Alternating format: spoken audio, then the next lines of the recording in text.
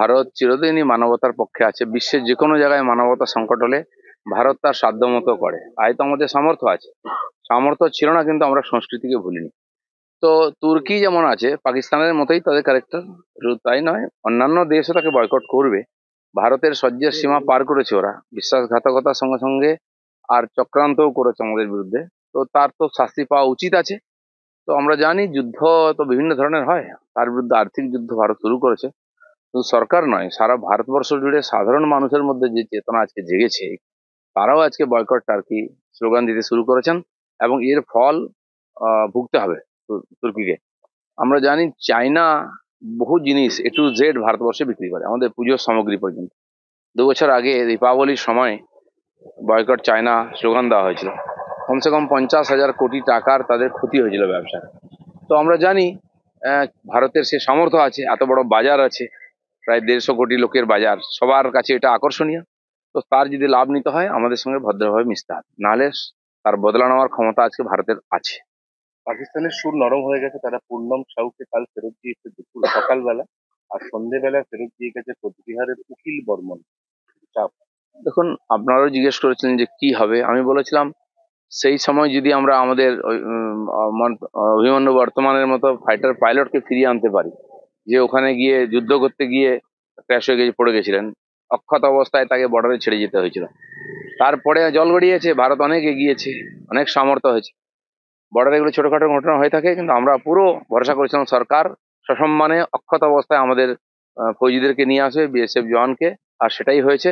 ভারতবর্ষের শক্তি আর সম্মান বিশ্বে কতটা এটা বোঝা উচিত। অনেক লোক হতাশ হয়েছিলেন, অনেকে নেগেটিভও বলেছিলেন। আমরা বলেছিলাম ঘাবড়াবেন না, মোদি হয়তো মুমকিন হ্যায়।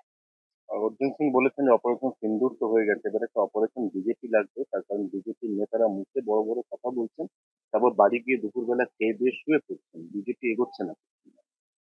যাই হোক, সেটা পার্টির লোকেদের বলুন, যারা দেখছেন তাদের কাছে বলে দিন তাদের বক্তব্য। মানে অর্জুন সিং তার মুখে কি এ কথাটা মানায়? তিনি অন্য দল থেকে এসেছেন একটা। কার কি মানায় না মানায় লোক সব জানে, আমি বলার কে। আজকে এসএসসির যারা চাকরি হারা, তারা 7 তারিখে দেখা করার চেষ্টা করেছিলেন রাষ্ট্রপতির সঙ্গে। তারা বলছেন যে আমাদের খালি বলছে স্কুলে ফেরো স্কুলে ফেরো, আমাদের চাকরিটার কি হবে তার কোনো গ্যারান্টি নাই। আজকে বিকাশ ভবনে তারা সবাই মিলে ঝাঁপিয়ে পড়বেন। সরকার নিজের সমস্যা নিয়ে জর্জরিত, বিভিন্ন ডিপার্টমেন্টে ঠিক সেরকম শিক্ষা বিভাগ আজকে প্রায় বন্ধ হয়ে যাওয়ার মতো। এই 26,000 শিক্ষক চলে যাওয়ার পরে, আগে তো সব জায়গায় শর্ট ছিল, কোনো স্কুল আছে যেখানে কোনো পার্মানেন্ট শিক্ষক নেই, প্যারা টিচার পার্ট টাইম দিয়ে চলে। তারপরে যারা ছিলেন প্যারা টিচারদের নিয়েও সমস্যা, তারাও বয়কট করছে। তো চলবে কি করে? তো সেজন্য সরকার বারবার স্কুল যেতে বলছে, এই জন্য যে তাদের ডিপার্টমেন্টটা যাতে চলে।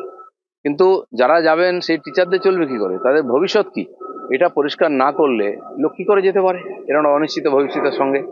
সরকারকে আগে পরিষ্কার করতে হবে কি চায়। কিছু লোককে ভাতা দেবে, কিছু লোককে দেবে না, এইভাবে কদিন চলতে পারে? সেজন্য এর সমাধান আছে কোর্টে। কেন সরকার কোর্টে গিয়ে বলছে না যারা যোগ্য তাদেরকে চাকরি ফেরত দিন, অযোগ্যদের কাছ থেকে যদি আপনি টাকা নিয়ে থাকেন তাদেরকে আপনারা বুঝে নিন। তৃণমূল কংগ্রেসের সোশ্যাল মিডিয়া ফ্যাম, তারা বড় করে ছবি টবি দিয়ে দাবি করেছে যে মমতা বন্দ্যোপাধ্যায়ের জন্যই পূর্ণাম সব ফিরে এলেন, মমতার ছাপ। হ্যাঁ, এরকমই হয় প্রত্যেকবার। পাকিস্তানের যুদ্ধ ভারত জিতলো মমতার জন্য, যুদ্ধ বন্ধ হলো, নিউক্লিয়ার ওয়েপেনকে ধ্বংস করলো ভারত মমতার জন্য। তো বাংলাদেশও বলছে নাকি ইউনুসকে দেখে ভারত কাঁপছে। এরকমই এখানেও, আমাদের এখানে মিডিয়া, সোশ্যাল মিডিয়া কিছু লোক চালায়, এরকম লোক জানে কি হচ্ছে। হ্যাঁ, এবার ভারতে অনলাইনে পাক পতাকা বিক্রি হচ্ছে, একটা ই কমার্স সংস্থাগুলিকে এটা সুরক্ষা মন্ত্রকের নোটিশ। ঠিকই আছে, তো ভারতবর্ষে পাকিস্তানের পতাকার দরকার কি আছে? পাকিস্তানের যদি এম্বাসিতে পতাকা ওড়াতে হয় তারা উড়িয়ে দেবে তাদের মতো করে। না, এটা মেনলি হয়েছে দাদা শুভেন্দুদা যে অ্যাসেম্বলির সামনে গুনে গুনে 12টা পতাকা পুড়িয়েছিলেন না, তখন প্রশ্ন উঠেছিল যে উনি হঠাৎ করে 1 ঘন্টার নোটিশে পতাকাগুলো পেলেন কোথায়? তারই জেরে কিন্তু এই সিদ্ধান্তটা অবশেষে নেওয়া। তাই যে কারণেই হোক, হতে পারে কারণ, অনেক অন্য কিছু থাকতে পারে, আমরা যেটা দেখছি মনে হচ্ছে ওটাই কারণ। কিন্তু এটাও ঠিক, পতাকা নিয়ে এসে পোড়ানো বা ওই পতাকা এখানে ওড়ানো, ভারতবর্ষ থেকে কাশ্মীর থেকে কন্যাকুমারী বহু জায়গায় পাকিস্তানের পতাকা উড়তো, 75 বছর ধরে আমরা দেখেছি, তার বিরোধিতা ছিল না। আজ কেউ পোড়াচ্ছে, তো এই ধরনের অপ্রীতিকর ঘটনা না হয় তার জন্য ভারতকে প্রশাসন থেকে এই তারা এটা নিয়েছেন স্টেপ, এবং ভালোই করেছে। ভারতে কোনো পাকিস্তানি পতাকার দরকার নেই। ভারতের সঙ্গে কর্নেল সুপ্রিয়া কুরেশিকে নিয়ে বিতর্কিত মন্তব্য, বিজেপি শাসিত মধ্যপ্রদেশের মন্ত্রীর বিরুদ্ধে আদালতের নির্দেশে দায়ের FIR, নিন্দা জাতীয় মহিলা কমিশনের।